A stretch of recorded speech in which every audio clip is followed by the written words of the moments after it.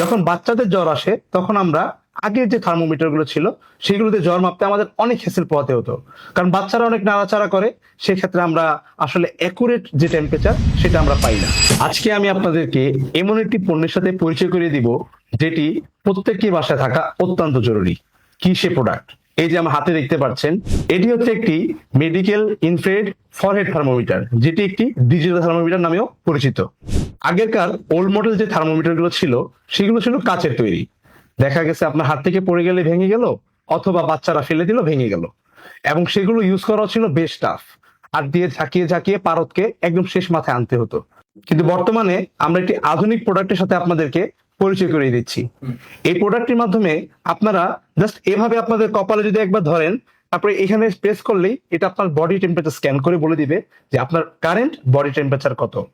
এটা জাস্ট আপনি স্ক্যান করবেন, বাচ্চার কপালে ধরবেন এবং দেখবেন সুন্দর মতো এটা টেম্পারেচার বলে দিতে পারবে।